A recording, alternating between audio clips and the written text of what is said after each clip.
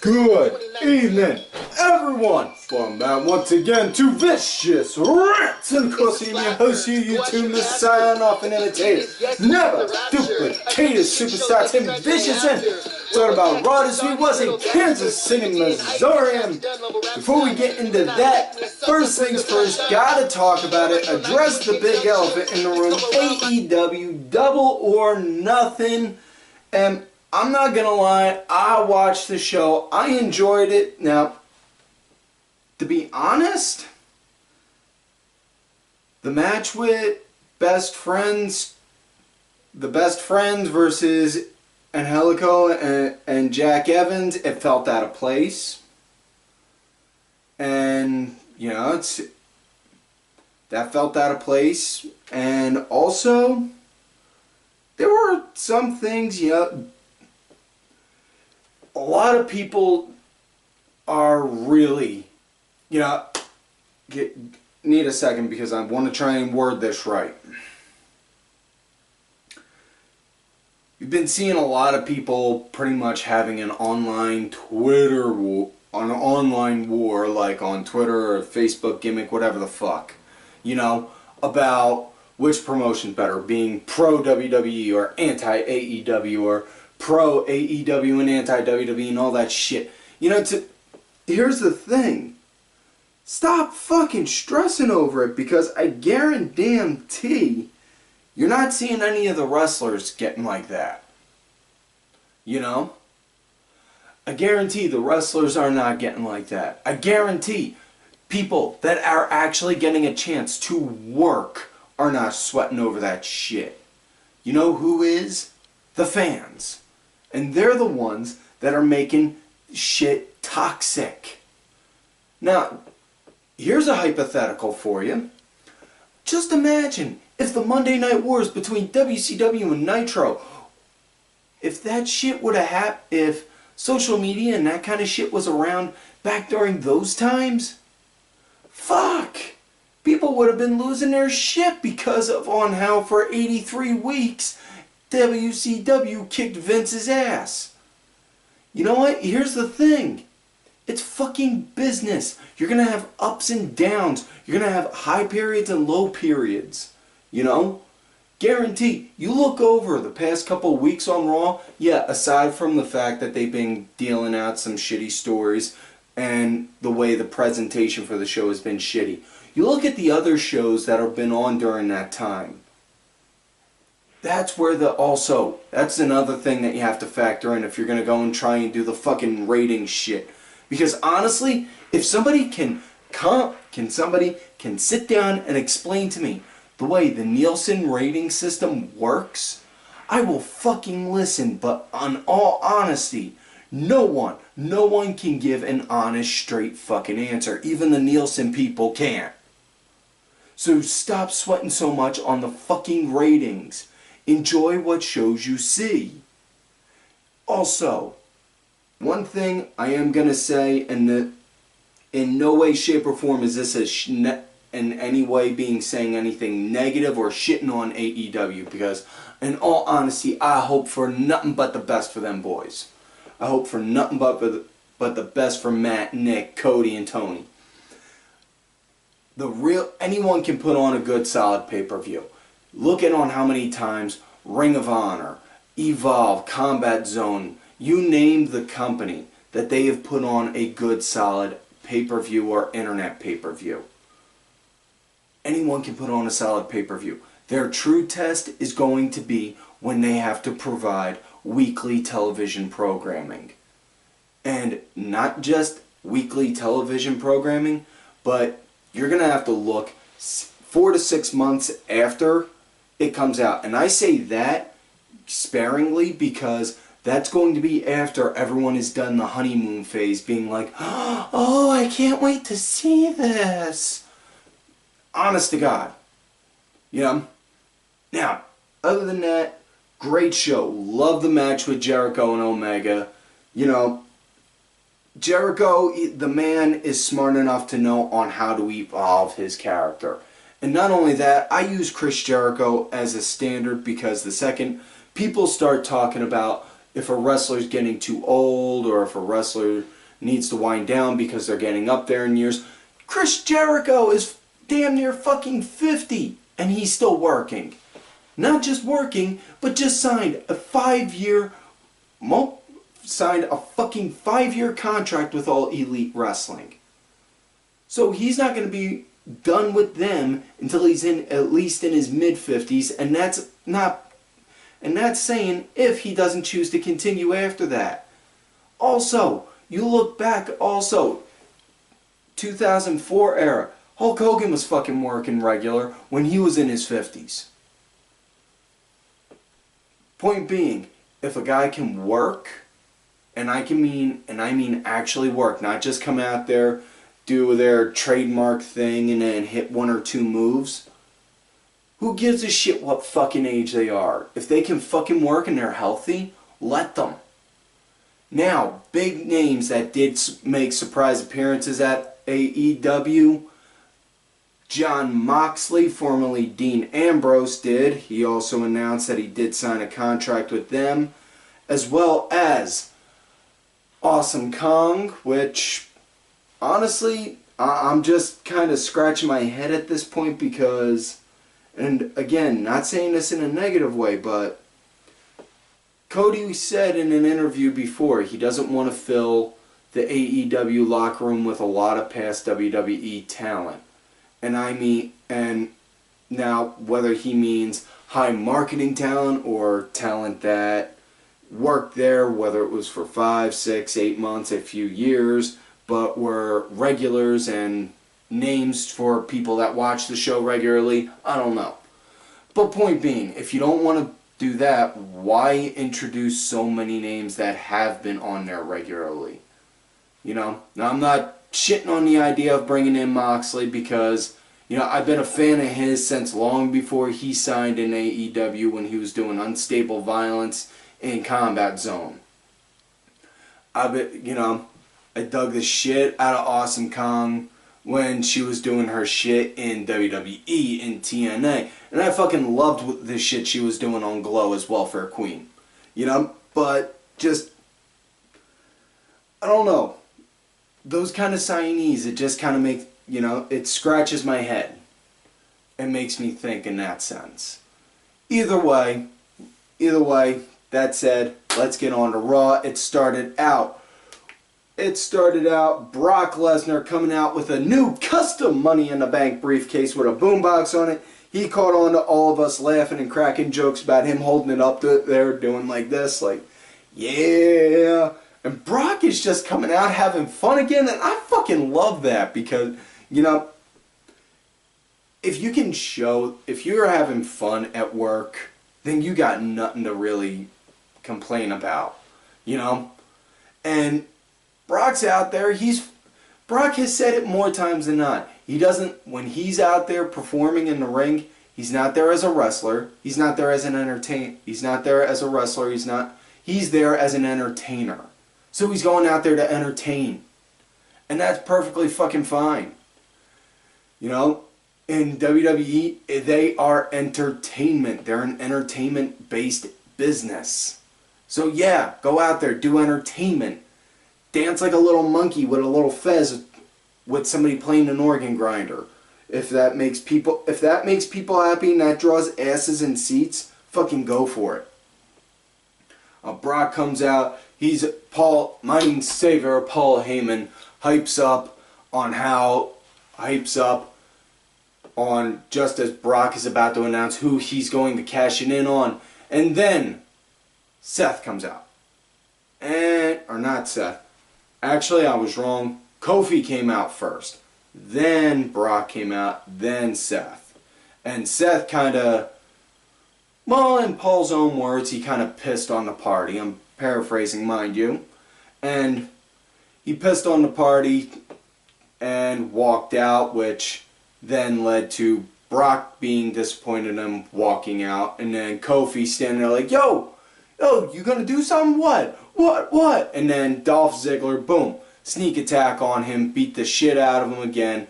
And just as he was about to go and finish off Kofi, Woods comes out, Then Woods gets put on the ass end of an ass kicking. And then Kofi comes back and saves him. And then Dolph cuts his promo while up at the stage, while Kofi and Woods are on the ring. And he pretty much like the same promo he did on SmackDown, where it's like, it should have been me, it should have been me. Just, dude, no, the presentation on it's too whiny. Ugh. You know?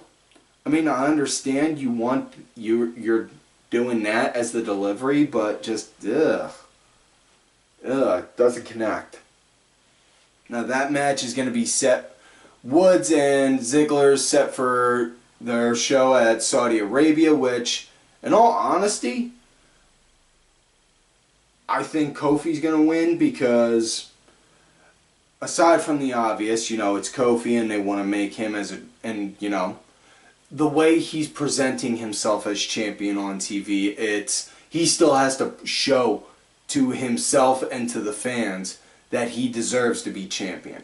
And that's what's great about it, because it's like he's still questioning, did I really deserve this? Did I really earn this? Well, now that I did, I got to show that I earned it, you know? So, yeah. So, after all that big hoopla, that wound up actually lasting for pretty much, all of that lasted pretty much for the first hour of Raw. Only a very few small amount of matches on the show tonight. We had Shane McMahon cut a promo on Roman, talking about on how the McMahons have pretty much lined their pockets with Roman's with the Anoa'i family, the Samoan family, and yeah. And then he said he was going to go and challenge somebody from the Anoa'i family, and wound up bringing out the one dude, I can't remember his name, but he does work in MLW, so he's not like, it's not like they wound up getting like, they did like the Von Erichsen make-up one, you know. But yeah, this was pretty much a squash match. Just right as the bell was about to ring, Drew McIntyre pulled him out, and I'll give credit where credit's given. The way Shane handled that, it was great heel work, and it built for the story. Like, oh, Drew, you should stop, man. Come on now. Do you think that's it? Come on now. Okay. That's enough now. Come on. All right. Well, we'll talk about this later. Right now, I have a match. Ref, if you could ring the bell, please. It went for about a good 30-40 seconds, and then Shane got the win. After that, then Roman came out, took out McIntyre, you know, and all that jazz. Built up for the match between Shane and Roman. So yeah, next up we get women's tag action. Becky Lynch, Nikki Cross going against the IIconics. And this was a decent match. You know, nice start. Nikki, she was cleaning house. Working solo, cleaning house, taking out both Peyton and Billy before the break. After that, Nikki was the punching bag for like a good hot 15 seconds before Becky got the hot tag in after the commercial. Next thing you know, she started cleaning up house, wound up getting the win, doing like this, I don't even know how to describe it. It looked almost like a Uranagi or like a rock bottom onto Billy Cat, or not Billy, on Peyton Royce. Then got the 1, 2, 3. That was it. After that, Lacey Evans came down and then walked back, in which case, oh dear Lord, I needed my heart pills right then and there, because anytime I see Lacey, all I do is I automatically just get like Beast Boy and like, damn legs, mama. Huh. Yeah. Swear, one of these days women are going to wind up being the death of me. Anyways, next matchup, we got rematch from last week. Ricochet going against Cesaro. Cesaro got the win last week after beating the shit out of Ricochet, and this is rematch now. And man, I fucking dug this shit. I fucking love the way Cesaro works, man. He's got that nice style. He's got that nice, like, strongman style, if you will. He was bending and stretching Ricochet's back for most of the match. Dug the shit out of it. It was really good. How the match came to an end. Ricochet, he started to get a bit of a comeback. They were on the outside. Cesaro was on the inside of the ring on how it happened. Ricochet wound up doing a handstand on the apron, clipped his legs around Cesaro. Cesaro naturally grabbed him, started to move forward, had him up in an electric chair. Ricochet turned himself around and then hit him with a Frankensteiner, dropped him right on his head, got the pin, 1, 2, 3. That was it. So yeah. Next up, we got a fatal 4-way to determine who's going to face Seth at the show in Saudi Arabia for the Universal title, because they did announce earlier that it was going to be that AJ Styles is out due to an injury. And to explain to some folks who may have been confused, AJ did an interview during the show in full gear, and some people were like, well, what the fuck's the point in having him interview in full gear if he wasn't going to be able to compete? Hit the hate brakes, Smarky McSmarkerton.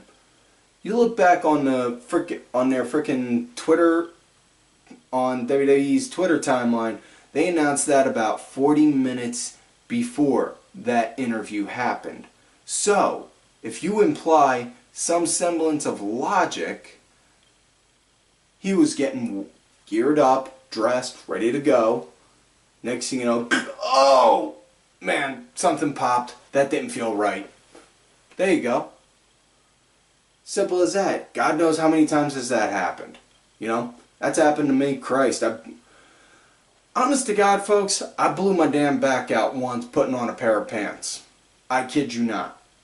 So, anything can happen in that kind of sense. So, yeah.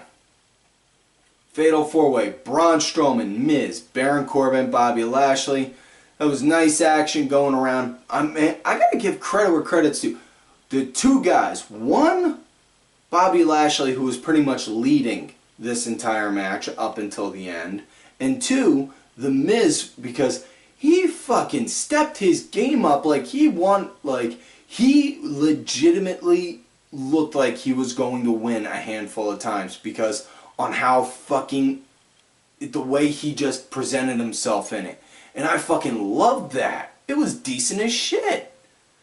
Now, also, big takeaway, man, I really want to see Braun Strowman and Bobby Lashley go at it in Saudi Arabia now, because that is going to be a fucking nice match.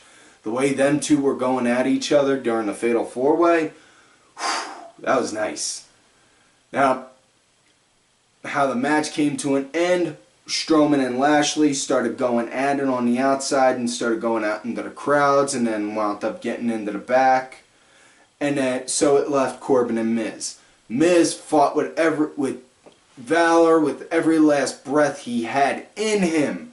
But it just wasn't enough. Corbin wound up hitting him with the end of days. 1, 2, 3. That was it. So we're going to get Baron Corbin versus Seth Rollins at Saudi Arabia. And, well, in all fairness, we can't all have good matches.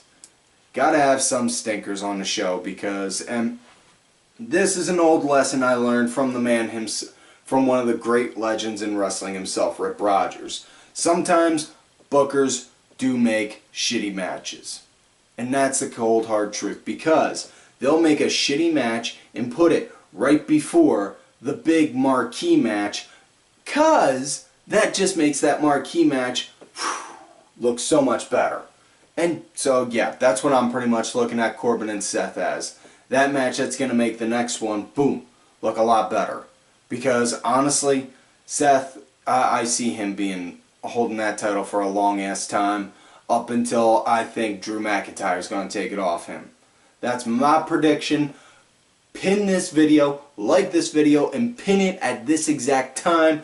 Drew McIntyre will be the man to dethrone Seth Rollins for the Universal title. My own prediction. Now, before we get into the main event of the night, few things. Yes, I know there were only 4 matches on a 3-hour show. We're not here to always... Sometimes you gotta have talk and chatter to build for the stories for later. For future episodes, future stories, shit like that. Now, they did have Brock come out again with Heyman addressing who is going to cash in on. Seth came out all hot and bothered, ripped his shirt off, dropped the title. Like, come on, we can go now. Let's go now. Let's go now. Next, you know, Paul's reading the details in the contract, and then says that the party of the holder of the briefcase, that would be my client Brock Lesnar, has 1 whole year to cash in on this opportunity for a world title match. Next, you know, Brock like grabs the paper. Tell me I got a year? You didn't know? And it just looked like something out of an old fucking like Sanford and Son routine. Like, you big dummy! Like, Brock whacking Heyman with the contract, grabs the microphone. I got a year. I have a whole year until I have to cash this in. Okay then. And then drops and just walks out. So honestly, what I'm seeing what they're gonna do, they're gonna have Brock hold the record for longest Money in the Bank reign, you know, outbeating Carmella's time for 200 something days. And also, I think they're gonna wind up having Brock do a lot of random appearances on TV just to tease and bite. And you know, because you think about it, all you heard before was people say on how Brock never showed up for TV. Brock never showed up for TV. You know, this, that, and the other. If Brock's going to come on TV each week and do a fucking cock tease saying he's going to cash in, he's fucking on TV. The fuck do you want now? Are you not fucking happy now? You got what you wanted. There we go. So, that said, let's get to the main event of the night. Sami Zayn against Seth Rollins, and this came to be because Sami was doing a interview segment with Corey Graves, new interview segment, the Electric Chair, and fans were asking Sami random questions, and Sami, man, I love that snarky, I'm the critic of the critics kind of attitude Sami has. I dig the shit out of it, and you know, I hope at some point Sami finds this video and uses it as ammo against him. I got no problem taking the flak for that. I want it. That said, Sami's berating the fans in the crowd that are asking him random questions. And the one thing that was a big hot point that made all of my fucking Twitter timeline explode was Sami saying to those fans this simple thing right here. You see, you guys are asking me this stuff? Come on, you guys can ask me something serious. I mean, why don't you guys ask me about AEW? And next thing you know, it was just like everyone was like, did he just? He did. And then about a few seconds later, Seth comes down because another question that was asked to him prior was, why hasn't he gotten the Universal title? And he said, I can go for that title anytime I want. I just don't want to. So that could make sense, saying Seth came down to go and prove a point, saying, you want this? Come get this, bitch. So here we go, now with this match. Absolutely beautiful match of the night. And it's not really too much of a surprise when you got two former ROH guys working the show. Seth, you know, liked how he was leading at the start. Sami started to pick it up into the break. And now, post-break, at one point, Seth, he went to go do his running suicide dives. On the second one, he came, hit Sami, landed, and then you could see he grabbed his left knee like he tweaked it. And not gonna lie, I was legitimately worried for a minute that he really did tweak it, but then, you know, seeing Sami work on it for the rest of the match, I was like, okay, yeah, that's a good tell, saying that it's not really injured. Or if it is, it's just not that bad. It's just something that he was like, okay, I wasn't expecting that. You know, no different than like if you jam your finger or something. But yeah, decent match. Absolutely loved the feel of it. This was a really great match. And yeah, I dug the shit out of it. Match came to an end with Seth. He had a curb stomp on Sami. Wound up, when he did it, he heard his knee was clenched. His knee was like, So he didn't roll over to the cover right away. Instead, he went back into the corner, got himself up, and then did a did another one, just to make a point saying I'm taking you out for good. 1, 2, 3, that was it. So, Seth Rollins wins, and folks, that is it for this week's show. So, do not forget to like the video, subscribe to the channel, go back, watch some of the other episodes. Make sure you look for me on my Twitter, Tim Vicious. You also got another account if I get ghosted or put in Twitter jail, Tim_Vicious. Also on that Facebook gimmick, Tim Ash. If you're going to look for me on my Facebook gimmick, make sure you let me know you've got me on there from here or on my Twitter at Tim Vicious. Something getting Creep John going. Mad ups to my executive producer, Ali Rewind Ben, who did provide the music for this week's show. You want one of these sweet ass Ali Rewind shirts? Hit me up, I'll talk to that man for you. Show him some love and support. Also, folks, do not forget to follow all of these cool ass cats right here on the Twitter. Axel Mulligan, Kenny Killen, DSB_IV, Cranky Asshole, Dazzy MWP, and Sergeant Curry Pants. And folks, like I always tell y'all, you love me great, you hate me. I cannot commit to you. You're out there like this. You're right, you got issues. Move.